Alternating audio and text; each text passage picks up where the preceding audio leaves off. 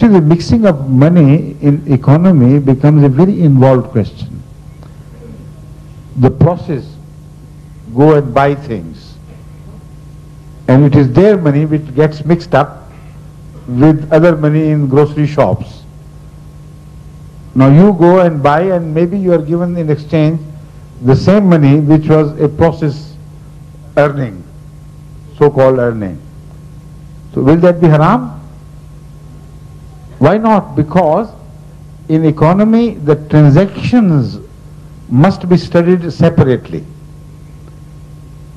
What are you transacting? Are you selling something haram to somebody, or are you just selling your labor honestly? Then if the owner of that concern earns some haram money, it's no concern of yours. So that is the second part of my answer. I am explaining it because this question is repeatedly raised. Some people still remain confused despite my answers. There is a third option now, an in-between area, which is an area of caution. Now you can say if somebody is selling grocery and he also deals with alcohol and the flesh of swine, etc., and one Ahmadi is employed there just as a servant, still when he deals directly with alcohol and deals directly with the flesh of swine, I think it is a situation which he would loathe to be in. Naturally, it is against his conscience to touch these things and to deal with these things. So I advise Ahmadis to avoid such employments where you come into direct touch with these unforbidden things, because even if you satisfy yourself by saying it's not your business, still your conscience will somehow be influenced, adversely influenced, and you should try to avoid that situation. Okay? Thank you. Assalamu. You are from? I'm African American. Afro-American. I'm a new convert. Yes. I converted. Yes. Do you refer yourself to your people as African American? Yes. I used to refer to them as Afro-Americans. Which one is a better? It's the same thing. Term, Afro is sort of shortened. I think Afro-American is all right, doesn't it? Yeah. Doesn't it work well? Thing. Yes. Okay. Okay. Please. I converted in March of '93. I'm only 19 years old, and my family is Catholic. And I want to know, I have a lot of problems with my dad as far as religion is concerned. He doesn't like it. Yes. He wishes for me to be with the Black Muslims, which is a organization. Why? Why? Because he has a, I don't know how to explain it, but he doesn't like it that I'm in an organization. He doesn't like Ahmadiyyat. He doesn't like. But he likes black Muslims. Why? Well, because of the things, because they indulge in politics, and we don't. That's the only difference. They're politicized. They don't care for uplifting of morals. They don't care for discipline. They don't care for an attitude of love to all the people around. In their concept of Islam is included a sort of underlying hatred of the white. So that is why they are called black Muslims. So maybe your father, despite the fact that he is a Christian, is also a sort of racist. And he wants to take his revenge from the other part of the society with the religious instrument which cannot be employed properly while he remains a Catholic. But if somebody becomes a black Muslim, then he can use that handle to take this group revenge. So don't listen to him. He is inviting you to trouble. He is inviting you to hatred, which is contradictory to religion. hatred and love do not go hand in hand.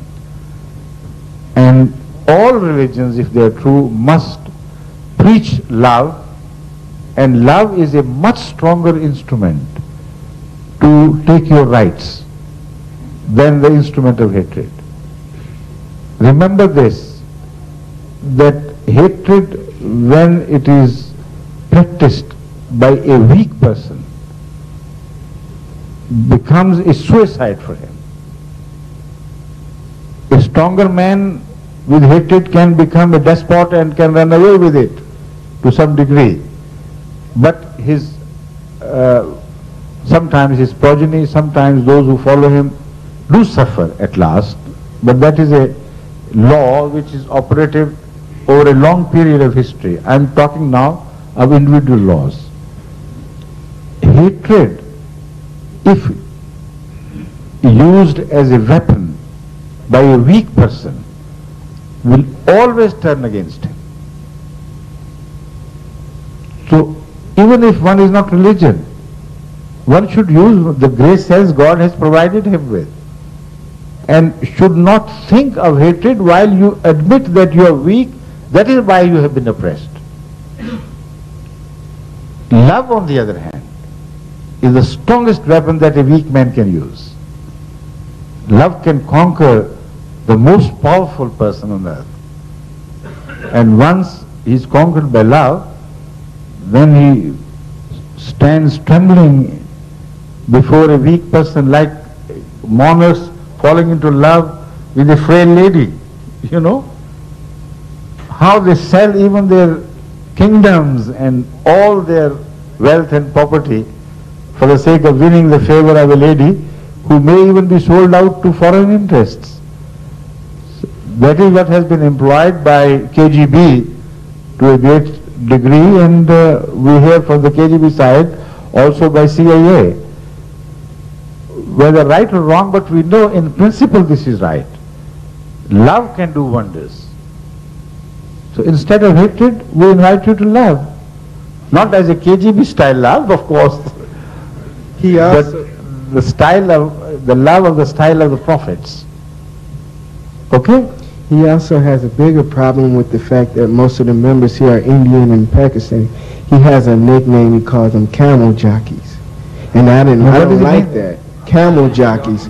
Okay, you know we have horse races here. Yes, I understand now. You know, to mock at the Pakistanis, they refer to them as camel jockeys. Is that right? No. What was it you had in mind then? Look, I wanted to know see, he doesn't allow me to pray in the house. He doesn't allow me to read my books.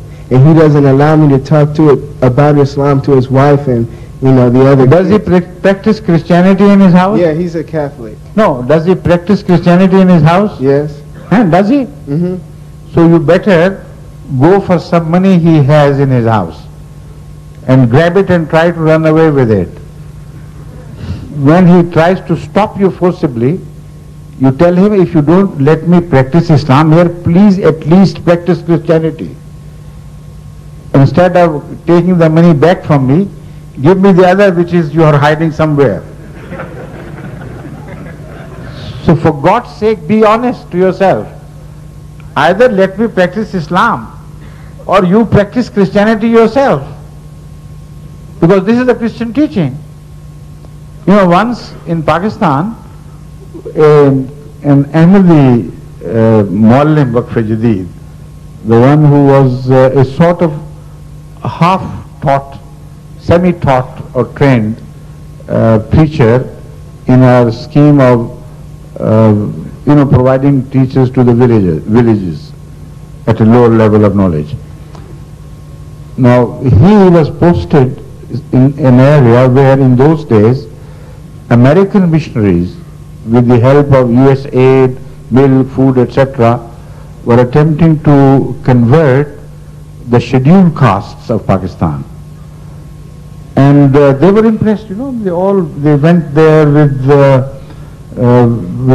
dried powdered milk and food and oil and this. So this man was very wise, this as I said, half